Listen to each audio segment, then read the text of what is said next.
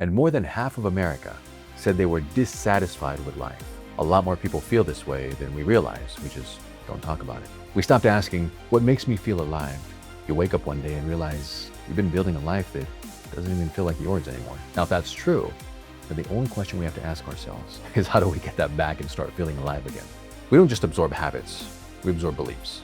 Every single one of us carries around this internal picture. Now, this is not necessarily who we want to be. It's not permanent unless you let it be. What's going on, guys? So I was thinking recently, there's a lot of good people in this world, too many. I know a lot of good men and women who they go to work, they're friendly, they pay their bills, they spend time with family. But when I get together with them, they confide in me and say, Brian, something just feels off. Like there's something missing. And some of them will even say, I catch myself thinking like, what am I doing all this for? And these are good people. And I recently read this study where they did a poll of Americans, and more than half of America said they were dissatisfied with life. And I don't think it's a coincidence. I think a lot more people feel this way than we realize. We just don't talk about it. So what causes this feeling? Like, where does it come from? We've never had more convenience. There's more technology. There's more opportunities. So how can so many people still feel this emptiness? Now, if you remember being a kid, when you're a kid, we don't wake up asking, what am I supposed to do today? From the moment we woke up, we just chased the most fun we could. We explored, we followed our curiosity. We did things because they made us feel alive. That was our only criteria, even though we couldn't explain it at the time. But as we grew up, we started hearing things like, be practical, play it safe, don't disappoint people. Now, none of those things are bad pieces of advice in and of themselves, but hearing it on a regular basis, I think it changed something inside of us. We stopped asking, what makes me feel alive? And we started asking, what's expected of me? And it doesn't seem like a big deal at first, but it changes us. First just one decision, then another, and then another. And before you know it, you wake up one day and realize you've been building a life that doesn't even feel like yours anymore. The child inside of us never wanted just a good enough life. They wanted an exceptional life. They wanted to feel alive. And I think for a lot of us, that feeling is still there. It's just buried under years and years of conditioning. Now, if that's true, then the only question we have to ask ourselves is how do we get that back and start feeling alive again? How do we start building the life we really want rather than just continuing to live on autopilot? It starts by understanding something that most of us never stop to think about. See, as kids, we don't just absorb habits, we absorb beliefs. Beliefs about success, beliefs about relationships, about money, about happiness, beliefs about ourselves, beliefs about what's realistic and what's not. And over time, those beliefs start to shape something inside of us. They shape the picture that we carry around of ourselves, of the person that we are supposed to be. What kind of business person, what kind of romantic partner, what we think of ourselves. Most people aren't even aware of it, but every single one of us carries around this internal picture. And whether we realize it or not, almost every decision we make gets filtered through that picture. Now, this is not necessarily who we want to be, but it's who we believe we should be. For example, if your picture says that you are someone who plays it safe and someone asks you to try something new, you'll talk yourself out of it before you've even stopped to consider it. Or if your picture says that your worth only comes from achievement, then slowing down, even when you feel exhausted, might feel like failure to you. But here's the thing, that picture isn't the law. It's not permanent unless you let it be. It's just a picture that for most of us was created way back in our history by other people. Other people's rules, other people's beliefs.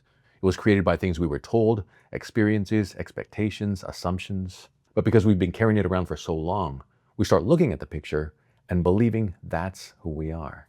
And after enough years, it doesn't just feel like a belief anymore. It feels like our reality. That dissatisfaction that we talked about earlier in America, I don't think it's caused from having the wrong job or not being successful enough or not making enough money. I think it really comes from something much deeper inside of us. I think it comes from feeling out of alignment with your true self. Everything can be fine on the outside, but if it doesn't line up with who you really want to be on the inside, it feels off.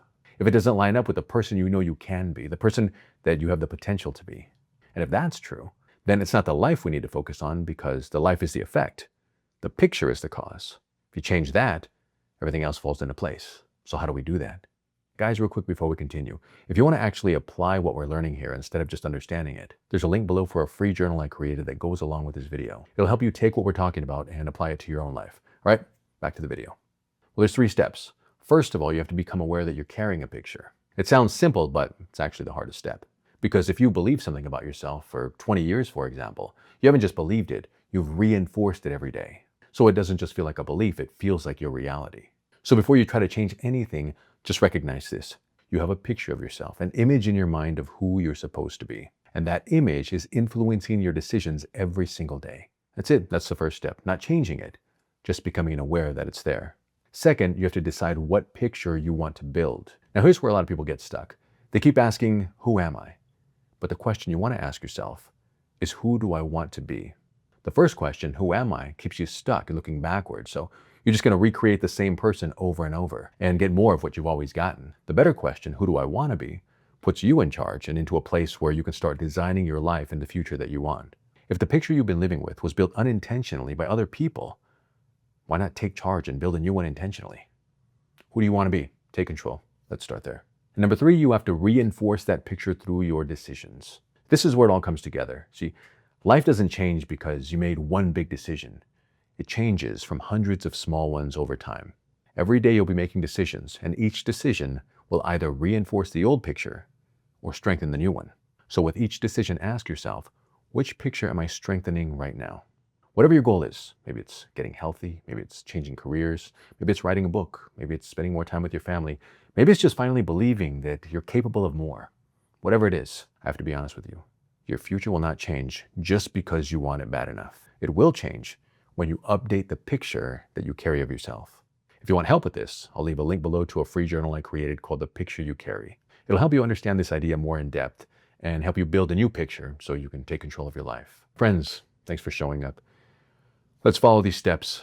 Let's rebuild our picture so that when someone asks us, are you satisfied with your life? You can look them straight in the eye and say, no. I fucking love my life. Thanks for watching. I'll see you in the next video.